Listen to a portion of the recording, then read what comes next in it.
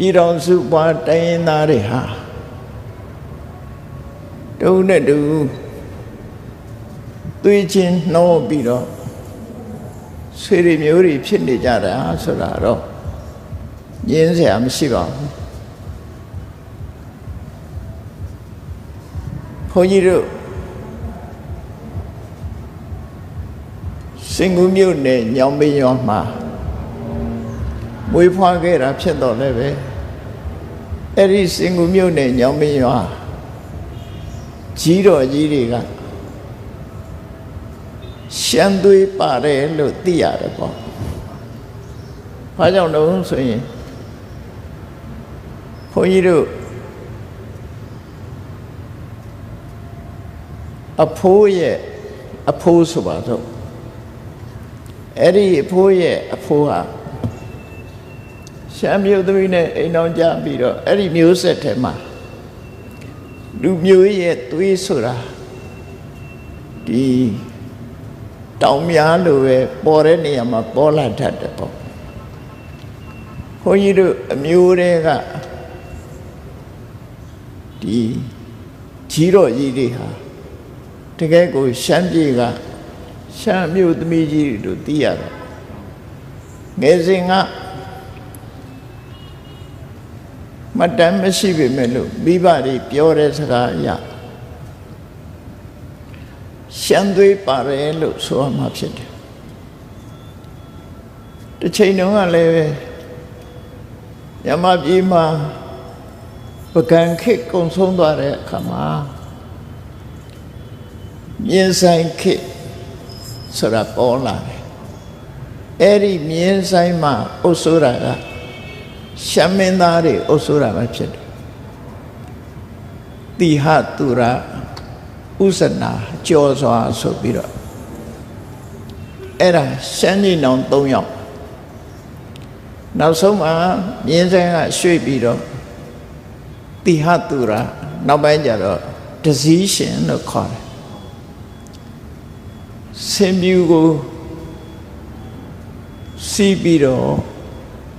ဗိသိက်ခန္ဓာဖြစ်လို့သူ့ကိုဆင်ပြူတစည်းရရှိပိုင်ဆိုင်လို့တစည်းရှင်ပညာခေတ်ကိုစတင်ပြီးတော့တည်ထွင်လာတာအဲ့ဒီချိန်တုန်းကရှမ်းကြီးနောင်3ယောက်ပကံခေတ်ကြီးဟာကုံဆုံးလို့အာဏာကျသွားတဲ့အခါမှာရှမ်းကြီးနောင်3ယောက်ကပြန်ပြီးထူထောင်ခဲ့တာရှားဆိုရင်ရမြင်းဆိုင်ပညာ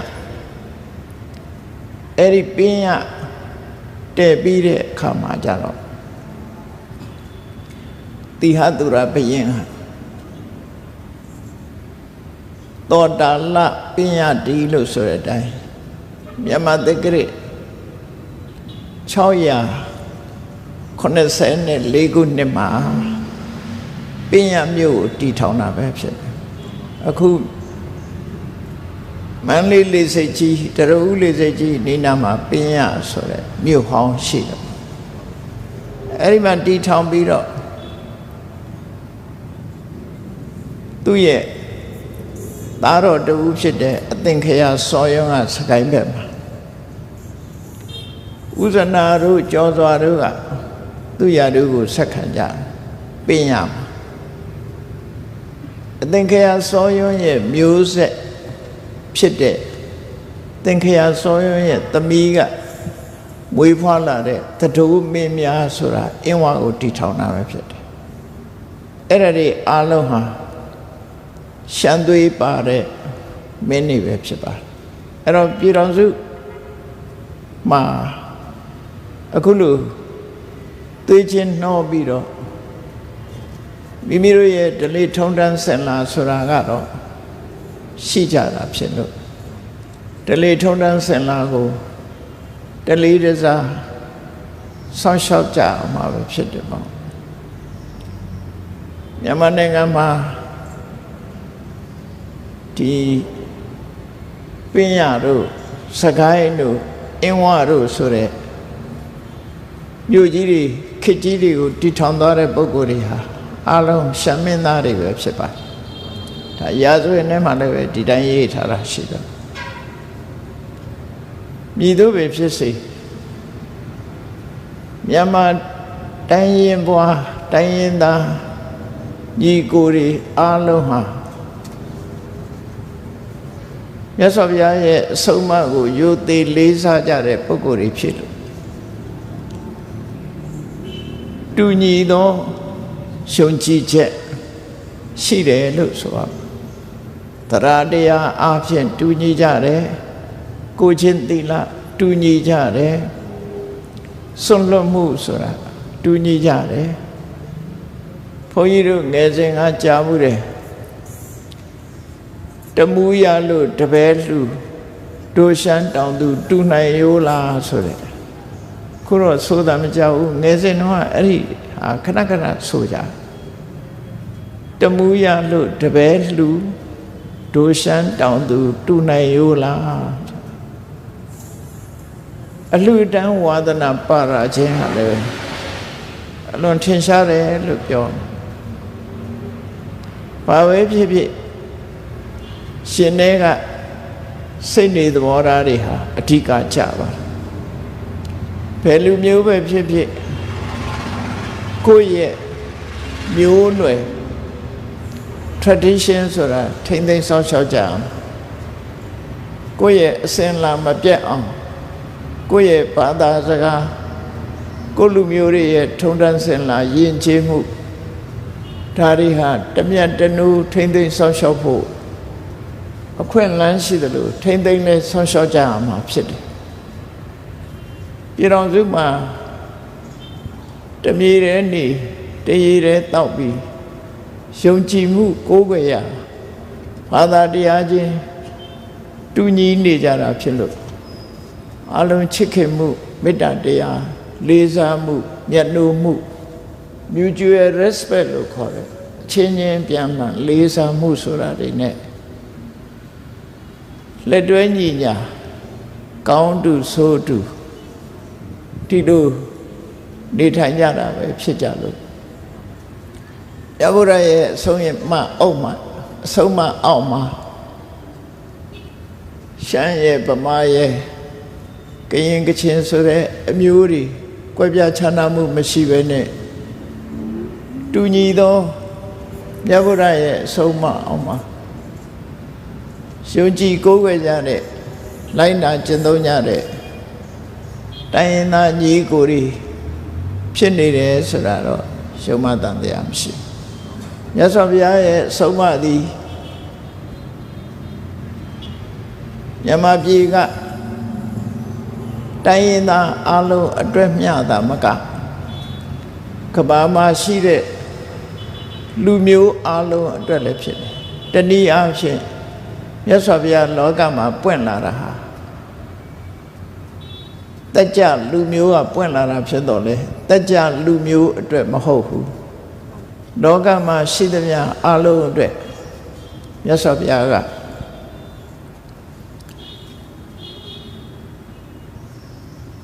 ဘဟုဇနဟိတာယဘဟုဇနဒုက္ခယ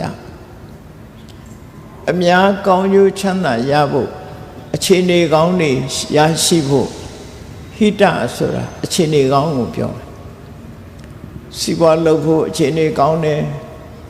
ဘဝလမ်းကြောင်းရွေးချယ်ဖို့အခြေအနေကောင်းတယ်အဲ့ဒီအခြေအနေကောင်းတွေအတွက်အခြေအနေကောင်းတွေရမှဒုက္ခဆိုတဲ့ချမ်းသာဒုက္ခရမှာဖြစ်တယ်အများသရဝါတွေအခြေအနေကောင်းမှုအများသရဝါတွေချမ်းသာဖို့လူတွေနတ်တွေလူလောကမှာဖျားပွင့်တာဖြစ်တော့လေလူသားတွေအတွက်သာမဟုတ်ဘူး31ဘုံမှာရှိကြတဲ့အသိဉာဏ်ရှိကြတဲ့သရဝါတွေအလုံးအတွက်ပွင့်တာဖြစ်လို့တူညီသောအကျိုးခံစားမှုကိုရရှိကြဥပမာဘာနဲ့တူတော့ဆိုရင်ကောင်းကင်ကထွက်ပေါ်လာတဲ့နေမင်းကြီးဟာအလင်းရောင်ကိုဖြန့်ကျက်တဲ့အခါမှာဘယ်လူမျိုးဘယ်နိုင်ငံအတွက်ရလို့မဟုတ်ဘူးအလုံးအတွက်အလင်းရောင်ဖြန့်ကျက်ပေးတာဖြစ်တယ်ကောင်းကင်ယံကလာပြီးနေမှာပေါ်ထွန်းလာတဲ့လာမင်းကြီးဟာလေ ကဘာမှာရှိကြတဲ့လူသားအလုံးအတွက်လှပအောင်တန်းစာဆင်ပေးခြင်းသာလည်းဖြစ်တယ်ဘယ်သူအတွက်ရဲ့လို့ခွဲခြားတာမရှိဘူးအထူးသဖြင့်မြတ်စွာဘုရားရဲ့တရားတော်တွေဟာဟိတနဲ့ဒုက္ခကိုဖော်ဆောင်ပေးတာပဲဖြစ်တယ်ဟိတဆိုတာအခြေအနေကောင်းတာခေါ်တယ်အခြေအနေကောင်းမှဒုက္ခဆိုတဲ့ချမ်းသာကိုရနိုင်တာဖြစ်တယ်အခြေအနေကောင်းဆိုတာဘာပြောလဲမလှုပ်တဲ့နာကိုရှောင်ရှားခြင်းနဲ့လှုပ်တဲ့နာကိုလှုပ်ဆောင်ခြင်းဒါကိုအခြေအနေကောင်းတယ်လို့ခေါ်တယ်ဘယ်လူမျိုးပဲဖြစ်ဖြစ်မလှုပ်တဲ့နာလှုပ်နေသမျှဆင်းရဲဒုက္ခနဲ့ကြုံတွေ့နေမှာဖြစ်တယ်လှုပ်တဲ့နာမလှုပ်သေးသမျှချမ်းသာဒုက္ခကဆုံးရှုံးလက်လွတ်ဆုံးရှုံးနေမှာပဲဖြစ်တယ်ဒါကြောင့်မို့ဟိတဆိုတဲ့အခြေအနေကောင်းဟာမလှုပ်တဲ့နာကိုရှောင်ရှားခြင်းလှုပ်တဲ့နာကိုလှုပ်ဆောင်ခြင်းဒီအဓိပ္ပာယ်ရပါအဲ့တော့အခြေအနေကောင်းဆိုတာစီးပွားရှာမဲ့ချိန်စီးပွားရှာတယ်တရားမျှတတဲ့စီးပွားကိုရှာတယ်ကိုချင်းသီလမပြည့်စီးပွားရှာတယ်ဒါအခြေအနေကောင်းတွေပညာသင်ရမဲ့အချိန်ပညာသင်တယ်ဒါအခြေအနေကောင်းတွေကိုလူမျိုးကိုဘာသာစကားကိုယဉ်ကျေးမှုကိုထိမ့်သိမ်းဆောင်ရှောက်တယ်ဒါအခြေအနေကောင်းတွေအဲ့ဒီအခြေအနေကောင်းတွေကိုဖော်ဆောင်နိုင်မှလူမျိုးတစ်မျိုးတိုးတက်ဖြစ်ပွားနိုင်တာပဲဖြစ်တယ်မြတ်စွာဘုရားဟာ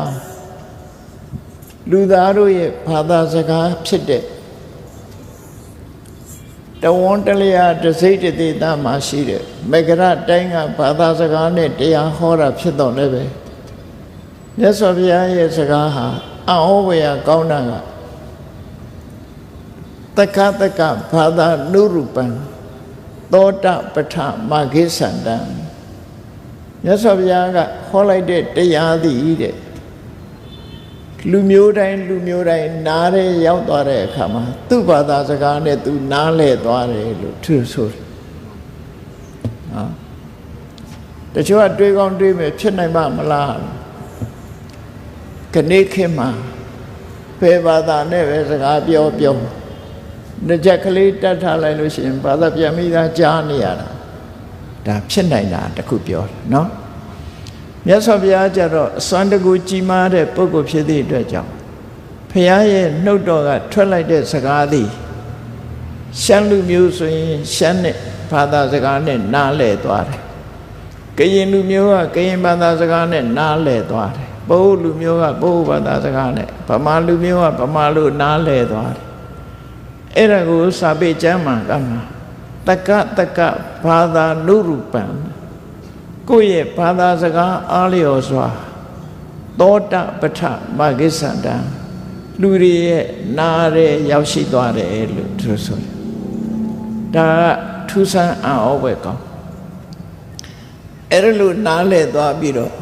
ရရှိလာတဲ့အကျိုးခံစားတဲ့အခါမှာလည်းပဲလူမျိုးဘာသာခွဲခြားခြင်းမရှိဘူးဥပမာပြောရမယ်ဆိုလို့ရှိရင်အထင်ရှားဆုံးကဘယ်လူမျိုးပဲစားထညက်ဆိုတာချိုတဲ့အရာသာဖြစ်သည့်အတွက်ကြောင့်ထညက်စားရင်တော့ချိုတဲ့အရာသာတွေးမှကြည့်ပါမယ်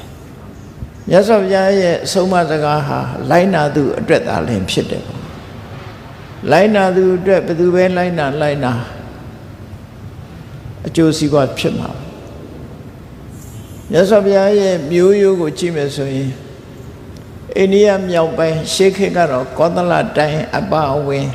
တက္ကတိုင်းမှာတာကီဝင်လို့ခေါ်တဲ့တကြလူမျိုးတွေထိုတကြလူမျိုးတွေကနေပြီးမြတ်စွာဘုရားအဖြစ်ကိုရောက်လာတဲ့အခါမြတ်စွာဘုရားကဘာဟောတော့ဆိုလောကိစာတော်သူဟာလောကကြီးမှာမွေးဖွားလာသူဖြစ်တယ်တဲ့ကြာပန်းနဲ့လာသရံတူတယ်ကြာပန်းနဲ့ဘယ်လိုလာသရံတူတော့ဆိုရင်ကြာသည်ရှည်ထဲမှာပေါက်လာတယ်ရှည်ထဲမှာပေါက်လာတယ်ရှည်ထဲမှာကြီးတယ်ရှည်ထဲမှာဖူးတယ်ရှည်မျက်နှာပေါ်မြင့်တက်ပြီးတော့ရှည်မျက်နှာပြင်ကိုတန်းစာဆင်ပြီးတော့ ကြာပန်းကြီးပွင့်တယ်သို့တော့ရှည်ထဲမှာပေါက်တဲ့ကြာပန်းကြာဘက်တွေဟာရှည်တွေနဲ့လူးပြီးတော့ရေဆူပြီးတော့ပေးနေတာမရှိဘူးရှည်မဆူတဲ့အနေအထားမျိုးဖြစ်တယ်မြတ်စွာဘုရားဟာလည်းပဲလောကမှာလူသားတယောက်နဲ့ပေါ်လာလောကမှာပဲချီးပွားလာတယ်လောကမှာပဲနေထိုင်ပြီးတော့အသက်ရှင်သန်တယ်သို့သောလောကနဲ့တွေ့တာမှုဆိုတာတော့မရှိဘူးလောကရဲ့အကျိုးကိုပဲပြုတယ်လို့ဒါကြောင့်မို့မြတ်စွာဘုရားကိုလူမျိုးနာမည်နဲ့မခေါ်တော့ဘဲနဲ့ဗုဒ္ဓအမှန်တရားကိုသိသူဆိုတဲ့နာမည်နဲ့ခေါ်ခဲ့တာပဲဖြစ်တယ်ပေါ့မြတ်စွာဘုရားကိုယ်တိုင်ကသူဟာကြာပန်းလို့ပဲရှည်ထဲမှာပေါက်တယ်ရှည်ထဲမှာကြီးတယ်ရှည်ထဲမှာဖူးပွင့်တယ်သို့တော့ရှည်နဲ့ညစ်ပေခြင်းမရှိဘူးဒါကြောင့်အမှန်တန်သန့်စင်တဲ့ဘဝမျိုးကိုရပြီးကြာပန်းသည်ရေကိုလှပစေသလိုရေကန်ကြီးကိုလှပစေသလိုမြတ်စွာဘုရားဟာလောကကိုအလှဆင်ပေးတဲ့ပုဂ္ဂိုလ်ပဲဖြစ်တယ်မြတ်စွာဘုရားရဲ့အဆုံးအမကိုလိုက်နာကျင့်သုံးတဲ့ပုဂ္ဂိုလ်တိုင်းဟာလောကအလယ်မှာမျက်နှာလှသူတွေပဲဖြစ်တယ်ပေါ့ဘဝတန်တရားနဲ့ပတ်သက်လာလို့ရှိရင်လည်းပဲ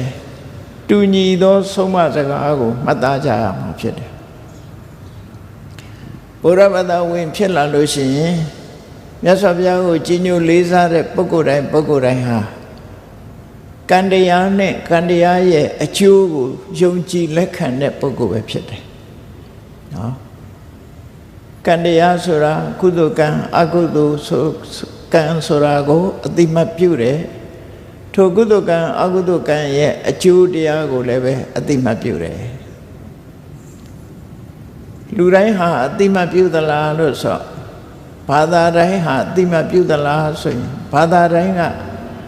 ကံတရားနဲ့ကံဤအကျိုးတရားကိုအတိမတ်မပြုဘူးငြင်းကွယ်တဲ့ဘာသာတွေရှိတယ်သို့တော့ဘုရားဘာသာဝင်ဖြစ်လာတဲ့ပုဂ္ဂိုလ်တိုင်းဟာတူညီသောယုံကြည်မှုဟာကံတရားကိုယုံကြည်ခြင်းနဲ့ကံဤအကျိုးတရားကိုလက်ခံခြင်းပဲဖြစ်တယ်ပေါ့ကံတရားနဲ့ပတ်သက်ပြီးတော့မြတ်စွာဘုရားကဘယ်လိုဟောတော်ဆိုယံကမ္မံကရိတန္တိကလျာဏံဝါပပကံဝါတတကမ္မတထာယာဓာဘဝိတမဘယ်ပုဂ္ဂိုလ်ပဲဖြစ်ဖြစ်ကောင်းတဲ့အလုပ်မကောင်းတဲ့အလုပ်နှမျိုးရှိတဲ့ထဲမှာမကောင်းတဲ့အလုပ်ကိုလုပ်ရင်မကောင်းတဲ့ဆိုးချိုးကိုအမွေခံရမှာဖြစ်တယ်ကောင်းတဲ့အလုပ်ကိုလုပ်လို့ရှိရင်ကောင်းကျိုးချမ်းသာကိုအမွေခံရမှာပဲဖြစ်တယ်လို့ကံတရားနဲ့ပတ်သက်ပြီးမြတ်စွာဘုရားတိတ်လို့ဟောတယ်အဲ့တော့ကိုယ့်ကိုယ်လည်းပဲစဉ်းကျင်စဉ်းစားကြည့်မယ်ဆိုရင်ဘုန်းကြီးတို့တွေနေ့စဉ်စိတ်ထဲကကြံစည်ကြတယ်နှုတ်ကထုတ်ပြောကြတယ်ကိုယ်ဒီလည်းရောက်လှုပ်ကြတယ်အဲ့ဒီစိတ်ကူးကြံစည်ခြင်းဟာလည်းပဲ action တစ်ခုပဲပြုလုပ်ခြင်းပဲအဲ့ဒါကိုလည်းကံလို့ခေါ်တယ်စိတ်ကူးနေတာကိုမနောကံလို့ခေါ်တယ်စိတ်ကူးတဲ့အတိုင်းနှုတ်ကထုတ်ပြောတာကိုဝစီကံလို့ခေါ်တယ်စိတ်ကူးကြံစည်တဲ့အတိုင်းနှုတ်ကပြောတဲ့အတိုင်းကိုယ်ဒီလည်းရောက်ပြုလုပ်တာကိုကာယကံလို့ခေါ်တယ်အစဉ်တိုင်းပြောမယ်ဆိုရင်မနောကံဝစီကံကာယကံပြောရဆိုစဉ်နဲ့ပြောမယ်ဆိုရင်ထင်ရှားဆုံးကနေစပြောရင်ကာယကံဝစီကံမနောကံနော်ဖြစ်စဉ်နဲ့ပြောမယ်ဆိုရင်မနောကံဝစီကံကာယကံပြောဟောတဲ့အစဉ်နဲ့ပြောမယ်ထင်ရှားတာကစပြောမယ်ဆိုရင်လောကမှာထင်ရှားဆုံးကတော့ကာယကံဝစီကံမနောကံအဲ့ဒီကံသုံးပါးနဲ့လုပ်တဲ့အခါမှာစိတ်ကူးတာကအကောင်းကြီးပဲကူးသလားအပြစ်ကင်းတာတွေကြီးပဲကူးသလားဆိုမဟုတ်ဘူးကောင်းတာလဲစိတ်ကူးတယ်မကောင်းတာလဲစိတ်ကူးတယ်ကောင်းမကောင်းဆိုတာကိုကြိုက်မကြိုက်နဲ့မဆိုင်ဘူးအပြစ်ရှိမရှိနဲ့ပဲဆိုင်တယ်ပေါ့နော် ကောင်းကျိုးချမ်းသာဖြစ်စေနိုင်မဖြစ်စေနိုင်တဲ့ဆိုင်အဲ့တော့ကိုယ်စိတ်ကူးတဲ့စိတ်ကူးဟာတစ်ဖက်သားကိုလည်းမထိခိုက်ဘူးကိုယ်လည်းမထိခိုက်ဘူးဘယ်သူကိုမှဒုက္ခရောက်အောင်လုပ်တာမဟုတ်ဘူးအလုံးကောင်းမှုအတွက်စိတ်ကူးတယ်ဆိုလို့ရှိရင်ဒီကရဲ့မနောကံဟာကောင်းတဲ့မနောကံလို့ခေါ်တယ်ဆိုပါစို့အလုံးအစဉ်ပြေဖို့ချမ်းသာဖို့ဘဝမှာအစဉ်ပြေဖို့စိတ်ကူးတယ်ဆိုလို့ရှိရင်ဒါမေတ္တာမနောကံဖြစ်တယ်တရားတွေပေါ်မှာဘယ်သူပေါ်မှာအမုန်းတရားမရှိဘူးရှင်တဲ့ကအလုံးပေါ်မှာမကျေနပ်တဲ့စိတ်တွေမရှိဘူးအလုံးကိုကောင်းစားစေခြင်းနဲ့ကြီးပွားစေခြင်းနဲ့ဒါဟာမေတ္တာစိတ်အဲ့ဒီမေတ္တာနဲ့တွေးတောသမျှဟာကောင်းသောစိတ်ကူးလို့ပဲပြောရမှာဖြစ်တယ်မကောင်းတဲ့စိတ်ကူးဆိုတာဘာလို့လောဘနဲ့တွေးတယ်ဒေါသဆိုတဲ့အမုန်းစိတ်နဲ့တွေးတယ်မောဟဆိုတဲ့အမှန်မသိတဲ့စိတ်နဲ့တွေးတယ်အိတ်သားဆိုတဲ့တူကောင်းစားတာကိုမလိုလားတဲ့မရှုစိတ်နဲ့တွေးတယ်မစ္စရိယဆိုကိုချိုးသာကြည့်တတ်တဲ့စိတ်နဲ့တွေးတယ်ဆိုရင်ဒါမကောင်းတဲ့အတွေးလို့ခေါ်တယ်မကောင်းတဲ့စိတ်ပဲအဲ့ဒီကောင်းတဲ့အတွေးမကောင်းတဲ့အတွေးပေါ်မှာထပ်ဆင့်ပြီးတော့နှုတ်ကထွက်လာတဲ့စကားဟာလည်းပဲကောင်းတဲ့စကားမကောင်းတဲ့စကားဖြစ်ပေါ်လာအလုံးတ attva တွေအစဉ်ပြေကြပါစေအလုံးကောင်းစားကြပါစေဆင်းရဲဒုက္ခမှလွတ်ကြပါစေအစဉ်ပြေကြပါစေလို့နှုတ်ကနေထုတ်ဆိုပြီးတော့ပြောရင်ကောင်းတဲ့ဝစီကံဖြစ်တယ်အဲ့ဒါလို့မဟုတ်ဘူးဘယ်သူဖြင့်ဒုက္ခရောက်သွားပါစေဒီလူဟာကြည့်မရဘူးဒီလူဒုက္ခရောက်ပါစေခက်ခဲတွေကြုံပါစေလို့နှုတ်ကနေထုတ်ပြီးတော့ဘယ်သူတော့ဒုက္ခရောက်အောင်လုပ်လိုက်မယ်ဘယ်သူတော့ဆဲရေးလိုက်မယ်တိုင်းထွာလိုက်မယ်အဆက်ခွဲလိုက်မယ်ဆိုဒါမကောင်းတဲ့ဝစီကံဖြစ်သွားလိန်ပြောတယ်တုံးနဲ့တုံးမတွေ့အောင်ဂုံတိုက်တယ်ဆဲတယ်အကျိုးမရှိတဲ့စကားတွေပြောတယ်ဒါမကောင်းတဲ့ဝစီကံလို့ခေါ်တယ်အဲ့ဒါလို့မဟုတ်ဘူးမနာကိုပဲပြောတယ်ဘယ်တော့မှလိမ်မပြောဘူးဘယ်တော့မှတယောက်နဲ့တယောက်မတက်အောင်ဂျင်းမထည့်ဘူးနော်ချွန်တုံးမလုပ်ဘူးဒါဟောကောင်းတဲ့ဝစီကံလေးဖြစ်တယ်ဘယ်သူကိုမှမဆဲဘူးဆဲတိုင်းထွာမှုမလုပ်ဘူးရှင်ကြီးလိမ္မာစွာပြောတယ်အကျိုးနဲ့အကြောင်းနဲ့ဘဝမှာတန်ဖိုးရှိတဲ့စကားတွေကိုသာပြောတယ်ဆိုရင်ဒါကောင်းတဲ့ဝစီကံလို့ခေါ်တယ်မြတ်စွာဘုရားကဆုံးမတယ်လူတိုင်းဟာအရာစကားနဲ့ပြောမယ်ဆိုရင်ပါဇက်ပါတယ်ပါဇက်ကဘာလှုပ်ထတော့လို့မေးလို့ရှိရင်ထမင်းစားဖို့နဲ့စကားပြောဖို့ပဲတချင်းဆိုဖို့ဆိုတာစကားပြောတဲ့ထဲမှာပါသွားပြီလို့သတ်မှတ်ပြီတော့နော်တချင်းလဲဆိုလို့ရတာပေါ့အဲ့တော့အချင်းချုပ်ပြောမယ်ဆိုရင်ပါဇက်ဆိုတာထမင်းစားဖို့နဲ့စကားပြောဖို့ထမင်းစားတဲ့အခါမှာစားတဲ့နာမစားပဲနဲ့မစားတဲ့နာစားရင်ဒုက္ခရောက်မှာပေါ့စီကြိုတွေရှေ့တဲ့နဲ့အချိုတွေစားချိုစီကြိုတက်သွေးတို့ရှေ့တဲ့နဲ့အငန်းနေစားသွေးတို့တက်မှာပေါ့ဘိုင်းနာမဲ့အစားစားဘိုင်းနာမှာပေါ့ဆိုးကြိုးတွေဖြစ်မှာအဲ့တော့အစားစားဖို့ထားတဲ့ပါဇက်ကလည်းပဲစီကံနဲ့စားဖို့လိုတယ်ပေါ့စီကံမဲ့လိုက်တာနဲ့တပြိုင်နဲ့ကိုယ်ဒုက္ခရောက်ဖို့ပဲဒါထင်ရှားတယ်လေအေးထို့တူပဲစကားပြောတဲ့အခါမှာလည်းပဲမြတ်စွာဘုရားကသင်ထားတယ်သိချာမှတ်သားထားဖို့လိုတယ်ကိုစီကံတတ်မှတ်ဖို့လိုတယ်ငါတဦးတယောက်နဲ့စကားပြောမယ်ဆိုရင် မှန်တာကိုသာပြောမယ်မမှန်တာကိုမပြောဘူးနော်ဒါတစ်ခုဒါဖြင့်မှန်တိုင်းပြောရမလားဆိုမှန်တိုင်းလည်းမပြောနဲ့နောက်ထပ်တစ်ခုထပ်ထည့်လိုက်အောင်အကျိုးရှိတာကိုသာပြောမယ်အကျိုးမရှိတာကိုမပြောဘူးအဲ့တော့နှစ်ချက်ရသွားပြီကိုပြောတဲ့စကားသည်မှန်လဲမှန်ရမယ်အကျိုးလည်းရှိရမယ်တစ်ဖက်သားအတွက်အကျိုးဖြစ်ရဟုတ်ပြီမှန်လဲမှန်တယ်အကျိုးလည်းရှိတယ်အချိန်မရွေးပြောမလားဆိုပြောတဲ့အချိန်ကြမှာပြောမယ်ဟောသုံးခုနော်မှန်တာကိုသာပြောမယ်အကျိုးရှိတဲ့ဟာကိုသာပြောမယ်ပြောရင်လည်းပြောတဲ့အချိန်ရောက်မှပြောမယ်မပြောတဲ့အချိန်မှာမပြောနဲ့ကဲပြောတဲ့အခါကျတော့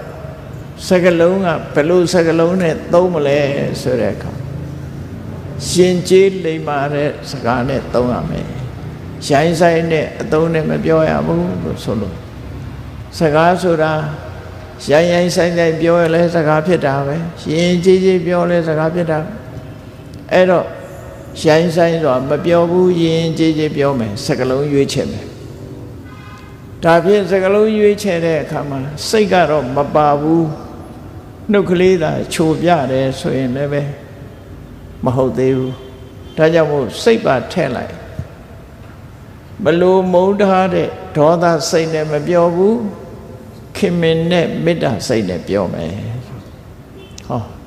ငါးချက်နဲ့ပြည့်စုံကိုပြောတဲ့စကားသည်နော်ကိုပြောတဲ့စကားကိုအဓိကထားပြီးတော့ပြောရင်အဲ့ဒီဝစီကံဟာအကောင်းဆုံးဝစီကံဖြစ်တာမနာကိုသာပြောမယ်အကျိုးရှိတာကိုသာပြောမယ်ပြောတဲ့အချိန်ရောက်မှပြောမယ်ရင်ကျေးလိမ္မာစွာပြောမယ်မေတ္တာစိတ်နဲ့ပြောမယ်အဲ့ဒီလိုနှလုံးသွင်းပြီးပြောမယ်ဆိုရင်ကိုပြောတဲ့ဝစီကံသည်အကောင်းပဲဖြစ်တယ်အဆိုးမဖြစ်ဘူးလို့ဆိုဒါမြတ်စွာဘုရားရဲ့အဆုံးအမပဲဒီထဲကတစ်ခုခုချိုးယွင်းလိုက်တာနဲ့တပြိုင်နက်မှန်တာကိုမပြောဘူးမဟုတ်တာတွေကိုပြောတယ်ဆိုလို့ရှိရင်ဒါအပြစ်ဖြစ်သွားတယ်ကိုယ်စကားဟာမမှန်မကန်တာတွေပြောတယ်အကျိုးမဖြစ်တာတွေကိုပြောတယ်မပြောတဲ့အချိန်လျှောက်ပြောတယ်ရိုင်းဆိုင်ပြောတယ်ဒေါသနဲ့ပြောတယ်ဒါတော့မှစကားကောင်းမဖြစ်ဘူးစကားကောင်းမဖြစ်ဘူးအဲ့တော့အကောင်းဖြစ်အောင်တတိဆောင်ကြရမှာပဲဖြစ်တယ်ဟောဒါကိုပြောတာကာယကံဝစီကံအဲ့တော့ကောင်းတာလုပ်ရင်လည်းကောင်းကျိုးပဲကောင်းတာပြောရင်လည်းကောင်းကျိုးပဲမကောင်းတာလုပ်ရင်မကောင်းကျိုးမကောင်းတာပြောရင်မကောင်းကျိုးဆိုတာချက်ချင်းရတဲ့အကျိုးရှိတယ်တဖြည်းဖြည်းဖြစ်လာတဲ့အကျိုးရှိတယ်ဘယ်ရာပဲဖြစ်ဖြစ်အဲ့ဒါကိုလက်ခံယုံကြည်တဲ့ဝါဒကမ္မဝါဒလို့ခေါ်တယ်လုပ်ပြီးဆိုတဲ့အခါမှာလည်းကြည့်ကိုယ့်ရဲ့ပြုလုပ်မှုကြောင့်တစ်ဖက်သားအထီးကိုက်နန်းနေရသွားတယ်အသက်သေးဆုံးသွားတယ်မကောင်းဘူးနော်ကိုလှုပ်လိုက်လို့တစ်ဖက်သားနစ်နာသွားတယ်မကောင်းဘူးကိုလှုပ်လိုက်လို့တစ်ဖက်သားရဲ့စီးပွားဥစ္စာပစ္စည်းတွေဆုံးရှုံးသွားတယ်မကောင်းဘူးကိုလှုပ်လိုက်လို့တစ်ဖက်သားဂုဏ်သိက္ခာကျဆင်းသွားတယ်လူကြားတဲ့အရှက်ရသွားတယ်မကောင်းဘူးခုနကဆောက်တည်သွားတဲ့အထက်မှာပြောမယ်ဆိုရင်ပါဏာတိပါဒအဒိဏဒါနကာမေတုမိစ္ဆာစာအဲ့ဒါကိုလုံးလိုက်လို့တစ်ဖက်သားထိခိုက်သွားတာပါဏာတိပါဒကိုလုံးလိုက်လို့တစ်ဖက်သားရဲ့ပစ္စည်းဥစ္စာတွေဆုံးရှုံးသွားတယ်အဒိဏဒါနကိုလုံးလိုက်လို့တစ်ဖက်သားသိက္ခာကျပြီးလူလေကောင်မှအရှက်ရသွားတယ်ကာမေတုမိစ္ဆာစာဟောအဲ့ဒါကရှောင်လိုက်ပြီဆိုရင်ကောင်းတဲ့ကာယကံဖြစ်တယ်မရှောင်ဘူးဆိုရင်ဆိုးတဲ့ကာယကံဖြစ်တယ်ဘုရားဘာသာဝင်တိုင်းအတွက်မြတ်စွာဘုရားသည်ကောင်းတဲ့အလုံးနဲ့မကောင်းတဲ့အလုံးအခုပြောတဲ့တည်းမှာမလှုပ်သင့်တာနဲ့လှုပ်သင့်တာမပြောသင့်တာနဲ့ပြောသင့်တာမတွေးသင့်တာနဲ့တွေးသင့်တာနှမျိုးခွဲခြားထားပြီးတော့ မတွေးတဲ့နာဆိုရင်မတွေးပါနဲ့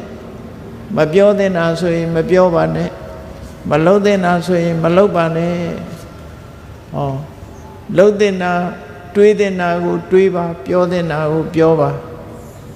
လုပ်တဲ့နာကိုလုပ်ပါလို့ဆိုကောင်းတဲ့ကာယကံဝစီကံမနောကံဖြစ်တယ်ပေါ့ကောင်းတဲ့အရာလုပ်လို့ရှိရင်ကောင်းကျိုးချမ်းသာဟာဒီပြုလုပ်ခြင်းကြောင့်ဖြစ်ပေါ်လာမှာဖြစ်တယ်အဲ့ဒါကိုလက်ခံယုံကြည်တာကမ္မဝါဒဘုရားဘာသာဖြစ်လာလို့ရှိရင်လက်ခံယုံကြည်ရမှာပဲဖြစ်တယ်ပေါ့ဒီအချက်မှာလူမျိုးဘာသာခွဲခြားမှုဘာတစ်ခုမှမရှိဘူးတဘာဝတရားအောက်မှာတူညီတယ်အဘောယံသာခွဲခြားနေကြတာဖြစ်တယ်အားလုံးဟာလူဆိုသမျှရှုံးတဲ့နာနှစ်ခုပေါင်းစပ်ထားတဲ့အရာသာဖြစ်တယ်ထိုပေါင်းစပ်ထားတဲ့လူသားကိုပဲရှုံးတဲ့နာလို့မမြင်မဲနဲ့ဘယ်သူပဲပဲဝါပဲခွဲခြားလာတဲ့အခါမှာအဆိုးတရားတွေဟာဖြစ်ပေါ်လာနိုင်တယ်ပေါ့ဒါကြောင့်မို့အလုံးခြုံငုံကြည့်လိုက်မယ်ဆိုရင်မြတ်စွာဘုရားရဲ့ဆုံးမသဘာဝတရားတွေဟာအလုံးရဲ့အတွက်ဖြစ်တယ်ဒါကြောင့်အနှစ်ချုပ်အနေနဲ့ဒီကနေ့ဟောပြောချင်တာကတရားမြတ်တာမှုဆိုတာနော်မတရားမှုနဲ့တရားမြတ်တာမှုတရားမြတ်တာတယ်မတရားဘူးဆိုတာရဲ့ဒီနှစ်ခုကဘာကြောင့်ရှိနေတာလူသားတွေရဲ့အလဲမှာသာမဟုတ်တတ္တလောကကြီးတစ်ခုလုံးမှာတရားမြတ်တာမှုဆိုတာပါဠိလိုဓမ္မစရိယာရှမ်းမျိုးသားတွေအတန်ထွက်မယ်ဆိုရင်ဓမ္မจริယာလို့ထွက်မှာတယ်နော်ဓမ္မจริယာဓမ္မစရိယာဆိုတာတရားမြတ်တဲ့အကျင့်တရားနိလန်အတိုင်းကျင့်သုံးမှုဓမ္မစရိယာလို့ခေါ်တယ်သမစရိယာဆိုတာမြတ်မြတ်တတလှုပ်ဆောင်ကျင့်သုံးမှုဒီဓမ္မစရိယာသမစရိယာမြတ်တပြီးတော့တရားမြတ်တမှုဟာဘာကြောင့်ဖြစ်အကြောင်းမဲ့ဖြစ်လာသလားအဲ့ဒါရဲ့ဆန်းကျင်မဲ့မတရားမှုနဲ့မမြတ်တမှုဆိုတဲ့ဘာကြောင့်ဖြစ်လာအကြောင်းမဲ့ဖြစ်တာလားမြတ်စွာဘုရားမတရားမှုကိုအဓမ္မစရိယာလို့မမြတ်တမှုကိုဝိသမစရိယာလို့ဒီစကားနဲ့သုံးပြီးတော့ဟောတာဖြစ်တယ်မမြတ်မတဖြစ်တာဘာကြောင့်ဖြစ်ရမတရားတာဘာကြောင့်ဖြစ်လာအကြောင်းမဲ့ဖြစ်တာမဟုတ်ဘူးတဲ့ဒီမေခွန်းနဲ့ပတ်သက်ပြီးတော့မြတ်စွာဘုရားဟာဝေသာလိနိုင်ငံမဟာဝနဆိုတဲ့တောအုပ်ကြီးထဲမှာရှိတဲ့ကုတခါရသာလာဆိုတဲ့ကျောင်းမှာသတင်းသုံးနေတဲ့အချိန်အဲ့ဒီဝေသာလိမှာအုပ်စိုးတဲ့မင်းနေထဲမှာမဟာလိဆိုတဲ့လိဆွေမင်းသားကြီးဟာထင်ရှားတယ်အဲ့ဒီမဟာလိဆိုတဲ့လိဆွေမင်းသားခေါင်းဆောင်တဦးဖြစ်တယ်သူကမြတ်စွာဘုရားစီရောက်တဲ့အခါမှာမေကွန်းမေးတယ်အဲ့ဒီမေကွန်းကိုမြတ်စွာဘုရားဖြေထားတယ်သူမေးတဲ့မေကွန်းကဘာတော့ဆိုရင်လောကမှာတဲ့ဆိုးရုပ်တဲ့အလုပ်တွေတရားမမျှတတဲ့မတရားမှုလုပ်ရက်တွေဘာကြောင့်ဖြစ်နေရသလဲဒီမေကွန်းကိုအရင်မေးတယ်နောက်ပြီးတဲ့အခါမှာတရားမျှတမှုနဲ့ဆိုတဲ့အလုပ်တွေရောဘာကြောင့်ဖြစ်နေရသလဲမတရားမှုတွေကဘာကြောင့်ဖြစ်သလဲတရားမျှတမှုတွေရောဘာကြောင့်ဖြစ်နေသလဲမြတ်စွာဘုရားကိုဒီမေကွန်းမေးတာအဲ့တော့မေးတော့မြတ်စွာဘုရား ဘာနဲ့ဖြည့်ခဲ့သလဲဆိုတာမှတ်သားဖို့ဒီကနေ့နော်ဒီသုတ်တံကမဟာလိသုတ်တံလို့ခေါ်တယ်သူ့နာမည်နဲ့ပဲပေးထားတာနိကေ9ရက်ထဲမှာအင်္ဂုတ္တရနိကေလို့ဆိုတဲ့သုတ်ပေါင်း9000ကျော်ရှိတဲ့နိကေထဲမှာမှတ်တမ်းတင်ထားတာဖြစ်တယ်အချက်10ချက်ပါတာဖြစ်သည့်အတွက်ကြောင့်တတကနိဗ္ဗာန်လို့ခေါ်တဲ့10စုသတ်မှတ်ထားတဲ့အခန်းထဲမှာပါရှိတယ်ပေါ့နော်အဲ့ဒီမှာပထမဆုံးတရားမမျှတမှုမလုံးတဲ့အလုပ်တွေကိုလုပ်နေမှုတွေဟာဘာကြောင့်ဖြစ်သလဲမကောင်းတဲ့ဘက်ကိုအရင်မေးတော့မြတ်စွာဘုရားဖြေတာလေးကိုအချင်းချုပ်လေးပဲမှတ်ကြည့်လိုက်တရားမမျှတမှုတွေဖြစ်နေတဲ့အဓိကအကြောင်းရင်းကဘာလဲလို့ဆိုရင်နံပါတ်1ကလောဘလူတွေရဲ့စိတ်ထဲမှာလိုချင်တတ်မဲ့မှုလောဘဆိုတာတရားတဲ့လောဘဆိုတာမရှိဘူးလောဘမှန်ရင်မတရားတဲ့လောဘကြီးပဲအကုန်နော်ဘာကြောင့်မတရားဘူးလို့ပြောတာတွေ့တာမှုတွေလိုချင်မှုတွေသိမ့်ပိုက်မှုတွေဟာဒါလောဘတွေပဲဒီကနေ့ခေတ်တေချာစဉ်းစားကြည့်လိုက်အနောက်တိုင်းနိုင်ငံတွေမှာဘာကြောင့်လက်နက်ကြီးတွေတကားကားနဲ့စစ်ပြင်နေကြလဲသိလားအမေရိကန်ကအီရတ်ကိုဘာကြောင့်ဝင်တိုက်တယ်လဲနော်ရခိုင်တော့ကနိုင်ငံတွေကိုဝင်ရောက်ပြီးတော့တိုက်တယ်ဘာကြောင့်တိုက်လဲခွန်ကြီးတို့ဂျာမနီနိုင်ငံရောက်တော့ကအီရတ်နိုင်ငံကိုအမေရိကန်ဝင်တိုက်ပြီးကစားဂျာမနီရောက်တော့မေးကြည့်တယ်ဂျာမန်တွေကိုမေးကြည့်တယ်ဘာဖြစ်လို့အီရတ်ကိုအမေရိကန်တိုက်ထားတော့တခြားအမေရိကန်အကြောင်းပြတာတော့သူ့နည်းနဲ့သူ့အကြောင်းပြမယ်ဂျာမန်လူမျိုးတွေဘုန်းကြီးမေးတိုင်းဖြေတဲ့မေးအဖြေကတော့ဘာလို့ဆိုရေနံလိုချင်လို့တဲ့အဲ့လိုပဲဖြေတယ်နော်အမေရိကန်ပိုင်တဲ့ရေနံတွင်းတွေရှိတယ်လေအဲ့ဒီရေနံတွေကိုလက်ဝကြီးအုပ်ချင်လို့တိုက်တာလို့သူတို့ကအဲ့တိုင်းကြီးပဲဖြေတယ်အကုန်လုံးနော်ဝိုင်းမယ်သူတို့ဒါအုပ်လိုချင်တာနော်ဘာပဲဖြစ်ဖြစ်လောကမှာလက်နဲ့ကင်ပြီးတော့ကာကွယ်တယ်ဆိုတာဘာကိုကာကွယ်နေတာတော့ကိုယ်အကျိုးစီးပွားကိုကာကွယ်တယ်ပြောတယ်ကိုယ်အကျိုးစီးပွားကိုကာကွယ်တယ်ကိုယ်အကျိုးစီးပွားကိုကာကွယ်တယ်ဆိုတဲ့လှပ်ပါတဲ့စကားလုံးကိုသုံးပြီးတော့လောဘနဲ့နဲ့ချဲ့ခြင်းသာလည်းဖြစ်တယ်အဓိကမရသေးတာကိုရခြင်းနဲ့ရပြီးရင်သိမ့်ပိုက်ထားခြင်းနဲ့အဲ့ဒါလောဘလို့ခေါ်တယ်ပေါ့နော်လောကလူတွေဟာလောဘဟုတ်မဟုတ်ကိုယ့်ကိုစဉ်းစားကြည့်ဖို့လောဘသည်တရားသလားမတရားဘူးလားဆိုတာကိုယ့်ကိုစဉ်းစားကြည့်ရမယ်လူတွေဟာပြောလို့ရှိကြတယ်မဟုတ်လားအချစ်နဲ့စစ်တယ်နော်မတရားတာမရှိဘူးလို့ပြောကြပြန်အဲ့တော့လောဘဆိုတာကိုလိုချင်ပြီဆိုလို့ရှိရင်ရအောင်လုပ်ကြပြန်ကာဝယ်ကြတယ်ကိုကျိုးစီဝါကာဝယ်ဖို့လက်နဲ့တွေကင်ကြတယ်အဓိကလက်တယ်ကတော့လောဘပဲလောဘကြောင့်တဝမ်းတစ်ခါစားရယုံမြမကအပူသိမ့်စီးလာကြတဲ့လူလောကကြီးကိုချစ်ကြည့်နော်လူလောကကြီးကိုချစ်ကြည့်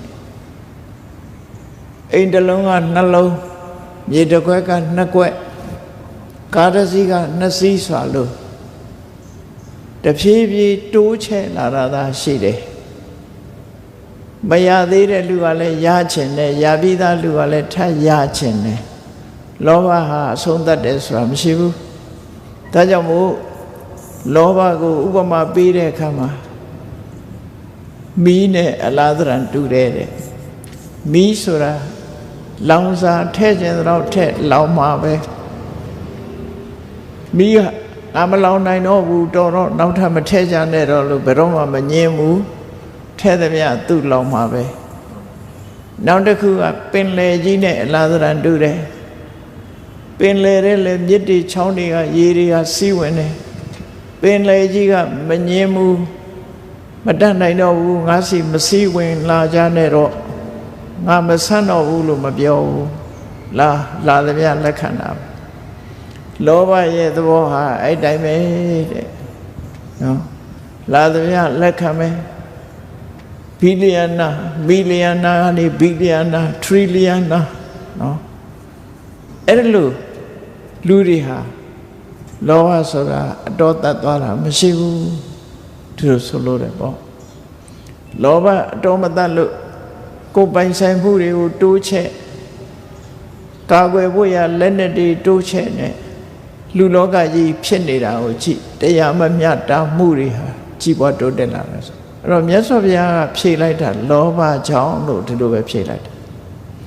လောဘသည်တရားမျှတမှုကင်းမဲ့တာတွေကိုမမျှတမှုတွေကိုဖြစ်စေတယ်လို့ဒီတလုံးနဲ့ပဲဖြေထားတယ်တေချာချက်ကြည့်မယ်ဆိုရင်လောကမှာမတရားမှုတွေကလောဘကြောင့်ဖြစ်မတရားမှုဆိုတဲ့ထဲမှာထင်ရှားတာကိုကြည့်လိုက်မယ်ဆိုရင်ဥပရိရဲ့ဆန့်ကျင်မဲ့လုပ်ရက်တွေလောဘကြောင့်နေစဉ်နဲ့အမျှရာဇဝမှုတွေခိုးမှုတွေလူရဲမှုတွေတိုက်ခိုက်မှုတွေဆိုတာဒါလောဘကြောင့်ဖြစ်တာတွေကြည့်ပဲကွန်းဒါကြောင့်မို့ဒီလောဘတစ်ခုဟာလောကကြီးတစ်ခုလုံးကိုတရားမျှတမှုကင်းမဲ့နေအောင်သွေးဆောင်ဖြာယောင်းနေတဲ့ရှင်တွေကတရားဆိုတစ်ခုပဲဖြစ်တယ်နောက်တစ်ခုကဘာလို့ဆိုရင်ဒေါသမုန်းတိမှုအလိုမကျမှုဟာလည်းပဲတူနဲ့တူအစမပြေမှုတွေကိုဖြစ်ပေါ်စေတတ်တယ်အစမပြေမှုတွေဖြစ်စေတာဖြစ်လာတဲ့နဲ့တပြိုင်နက်လူတွေဟာတယောက်ဒုက္ခရောက်အောင်လှုပ်လာကြတယ်ကနေပြောနေကြတယ်ဂျင်းထဲတယ်ဆိုတာအဲ့ဒါမုန်းတိမှုကြောင့်နော်မုန်းတိမှုကြောင့်တယောက်ဒုက္ခရောက်အောင်လှုပ်လာတယ်အဲ့ဒါလို့ဒေါသဟာလည်းပဲတရားမျှတမှုကင်းအောင်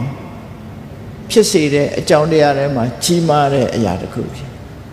အမုန်းတရားကိုအခြေခံပြီးတော့နော်ခုခေတ်ခဏပြောတာ hate speech ဆိုတာနော်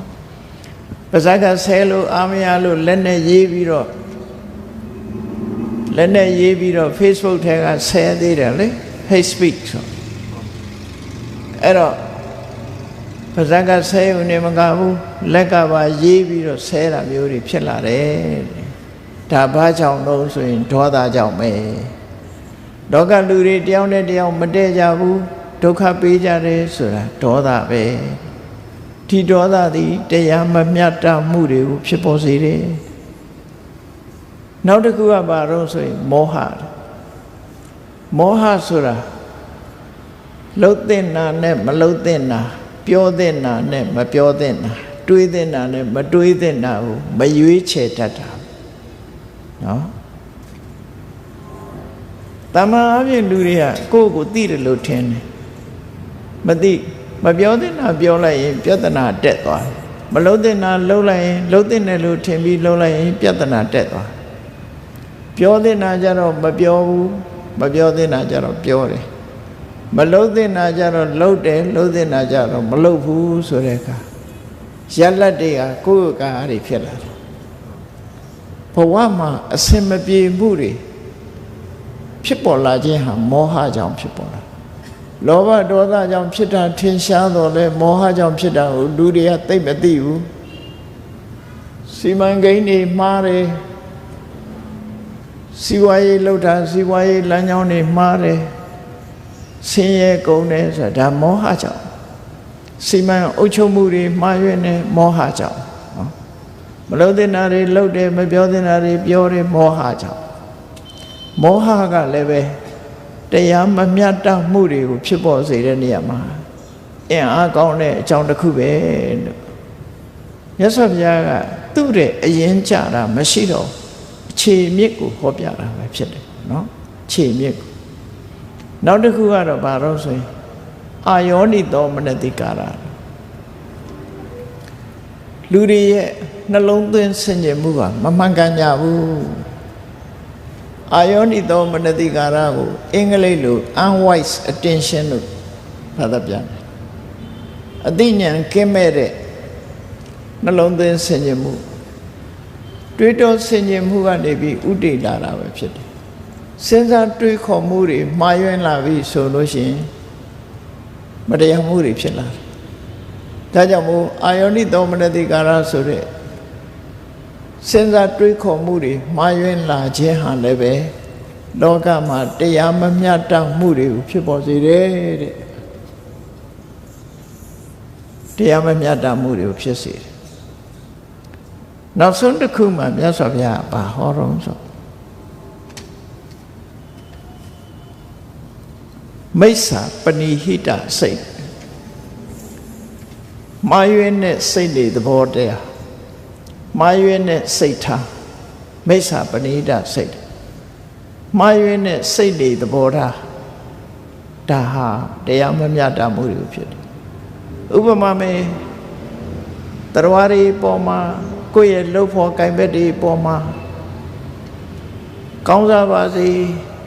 သူစ조사တာတွေအားပေးမယ်ဖြစ်ပါစေအဆင်ပြေပါစေဆိုတဲ့မှန်ကန်တဲ့စိတ်နဲ့သဘောထားမထားဘဲနဲ့ငါရဲတာသွားမှလားနော်ငါအကျိုးစီးပွားတွေကိုပြတ်အောင်လုပ်မှလားဆိုတဲ့မမှန်မကန်တွေးခေါ်မှုစိုးရိမ်မှုတွေနဲ့လူတယောက်ကြီးပွားတိုးတက်သွားရင်လည်းမကျေနပ်နိုင်မကြည်နိုင်မနာလို့မရှုစိတ်ဖြစ်တယ်အခွင့်အရေးရရင်လည်းကိုယ်သာရခြင်းနဲ့သူများကိုရှယ်မပေးခြင်းဘူးအဲ့ဒီစိတ်ဓာတ်တွေကမမှန်ကန်တဲ့စိတ်ဓာတ်လို့ခေါ်တယ်အေးအတူပူအမြကောင်းတူဆိုးပဲ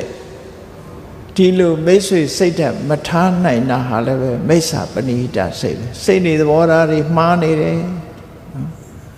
ကိုလူမျိုးကိုဘာသာစကားကိုယဉ်ကျေးမှုကိုထိမ့်သိမ်းရမယ်လို့သိတာမှန်ကန်တဲ့စိတ်ထားအဲ့ဒီလိုမှန်ကန်တဲ့စိတ်ထားမထားနိုင်လို့ရှိရင်မထားတတ်ဘူးဆိုရင်ဒါစိတ်နေသဘောထားမှားတယ်လို့ပဲပြောမမှန်ကန်ကန်တွေးတောဆင်ခြင်ရမယ်အမှန်တရားကိုမျက်နှိုးတဲ့စိတ်ရှိရမယ်အမှားနဲ့အမှန်ကိုခွဲခြားသိရမယ်သိပြီးရင်အမှန်ဘက်ကိုစိတ်သဘောထားရှိရမယ်အဲ့ဒါလို့မရှိဘူးဆိုရင်မှားယွင်းတဲ့စိတ်နေသဘောထားဖြစ်တယ်အဲ့ဒါလို့မှားယွင်းတဲ့စိတ်နေသဘောထားတစ်ခုဟာလည်းပဲမမြတ်တမှုတွေတရားမဲ့တဲ့လုပ်ရက်တွေကိုဖြစ်ပေါ်စေတယ်လို့မြတ်စွာဘုရားကမဟာလိဒိဋ္ဌိမင်းမေးတာကိုအခုလို့ဖြေတာတော့မြတ်စွာဘုရားမေးတာတို့ဖြေတာတို့ပိဋကစာပေမှာပါဠိလိုသာမတန်တင်ထားတာဖြစ်တယ်ပေါ့အဲ့တော့ပါဠိနဲ့တစ်ခုပြောပြရမယ်ဆိုရင်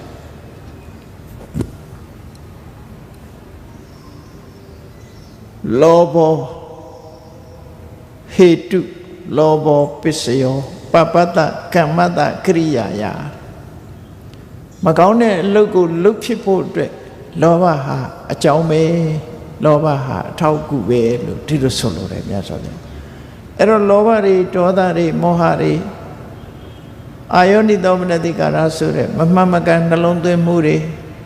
မိစ္ဆာပဏိဟိတစိတ်လို့ခေါ်တယ်စိတ်သဘောထားမမှန်ကန်မှုတွေဟာ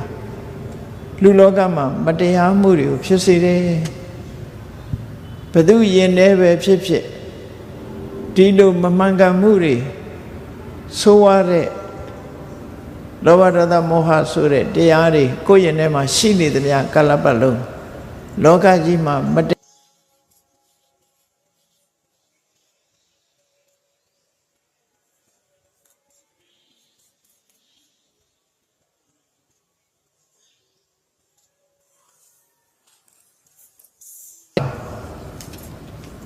ကောင်းတဲ့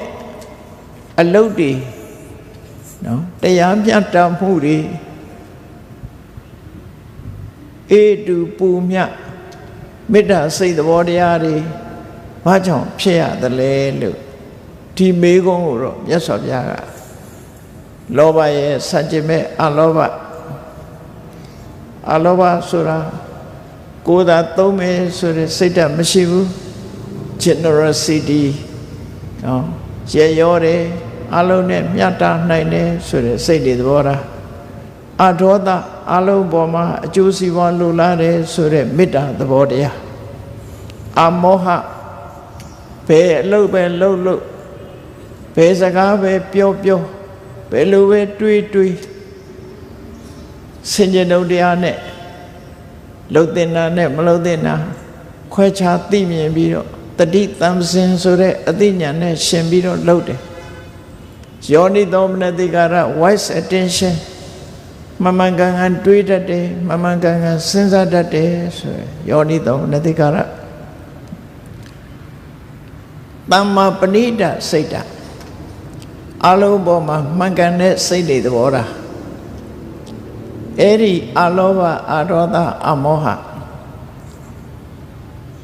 အလောဘဆိုတဲ့ရေရောမှုအဒေါသဆိုတဲ့မေတ္တာအမောဟဆိုတဲ့ပညာယောနိသောမနတိကာရဆိုတဲ့မှန်ကန်တဲ့အတွေးခေါ်သမ္မာပဏိဒစိတ်ဆိုတဲ့မှန်ကန်တဲ့စိတ်တွေသဘောထားတဲ့အဲ့ဓာတွေရှိပြီဆိုရင်လောကမှာတရားမြတ်တာမှုတွေဖြစ်လာနိုင်ပါတယ်အဲ့တော့မြတ်စွာဘုရားကဏိကုံးချုပ်အနေနဲ့ဘာပြောလိုက်လဲဆိုရင်နှစ်ခုပေါင်းလိုက်တဲ့အခါမှာအကောင်းနဲ့အဆိုးဘက်ကို5မျိုးအကောင်းဘက်က5မျိုးအဆိုး5မျိုးကလောဘဒေါသမောဟအာယောနိသောမနတိကာရမိစ္ဆာပဏိဟိတစိတ်အကောင်းဘက်ကအလောဘအဒေါသအမောဟယောနိသောမနတိကာရသမ္မာပဏိဟိတစိတ်လို့အဲ့ဒီလိုအကောင်းဆုံး2မျိုးခွဲလိုက်ပြီးစုစုပေါင်းလိုက်တဲ့အခါမှာတရား10မျိုးလို့ဆိုလို့တယ်ပေါ့အဲ့ဒီတရား10မျိုးရှိနေခြင်းကြောင့်လောကမှာတရားမျှတမှုဆိုတာလည်းဖြစ်တယ်မတရားမှုဆိုတာတွေလည်းဖြစ်နေတယ်ဒီ10မျိုးရှိနေသည့်အတွက်ကြောင့်အထက်ကလောကကြီးဟာအခုလိုမတူခြားနာကွဲပြားနေတာဖြစ်တယ်လို့မဟာလိဒိသဝီမင်းရဲ့မေးခွန်းကိုမြတ်စွာဘုရားကအခုလိုဖြေဆိုခဲ့တာဖြစ်ပါတယ်ဒီသဘောတရားတွေကိုဘုန်းကြီးတို့တွေလေ့လာပြီးဆင်ခြင်သုံးသပ်ပြီးတော့တရားမမြတ်တာမှုကိုဖြစ်စေတဲ့မဖြစ်အောင်တို့တွေဘာတွေတတိဆောင်ရမလဲကိုယ့်ရင်ထဲမှာလောဘတွေမဖြစ်အောင်ဒေါသတွေမဖြစ်အောင်မောဟတွေမဖြစ်အောင်ဒါတွေတတိဆောင်ရမှာဖြစ်တယ်မှန်ကန်တဲ့အတွေ့အခေါ်တွေးနိုင်အောင်မှန်ကန်တဲ့စိတ်နေသဘောထားနိုင်အောင်တို့တွေကြိုးစားရမှာဖြစ်တယ်ဖယ်ရမယ့်ဟာဖယ်ရှားရမယ့်အရာတွေကိုတို့တွေဖယ်ရှားပြီးကိုယ့်ရင်ထဲမှာရေရောတဲ့တွေ့တာမှုကင်းပြီးရေရောတဲ့အလောဘချင်းချင်းပေါ်မှာမေတ္တာထားနိုင်တဲ့အဒေါသအရာရာကိုဆင်ခြင်သုံးသပ်နိုင်တဲ့အမောဟမှန်ကန်စွာတွေးတောနိုင်တဲ့ယောနိသောမနတိကာရမှန်ကန်တဲ့စိတ်နေသဘောထားဆိုတဲ့သမ္မာပဏိဒစိတ်ဒါတွေကိုမွေးမြူခြင်းအပြင်တို့တွေတို့ဘဝတို့ရဲ့ပတ်ဝန်းကျင်မှာတရားမမြတ်တမှုတွေကကင်းဝေးပြီးတော့တရားမြတ်တမှုတွေကိုတည်ဆောက်နိုင်မှာဖြစ်တယ်ဆိုတာကိုမြတ်စွာဘုရားရဲ့အဆုံးအမနဲ့အညီလိုက်နာကျင့်သုံးကြရမှာဖြစ်ပါတယ်တရားချစ်ခင်သူတော်စင်ပြိဿအပေါင်းတို့မြတ်ဗုဒ္ဓရဲ့အဆုံးအမသည်အလုံးအတွက်ဖြစ်တယ်လိုက်နာသူတွေရဲ့အတွက်ဖြစ်တယ်မြတ်စွာဘုရားရဲ့အဆုံးအမသည်ယောဂပျောက်စေတတ်တဲ့ဆေးနဲ့အလားတရံတူတယ်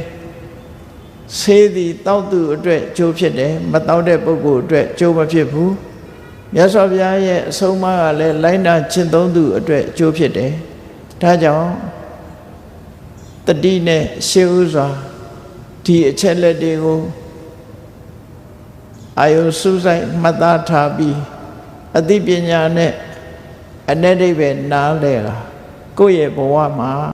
မေတ္တာပို့ရအောင်ကဲတတ္တဝါများစွာ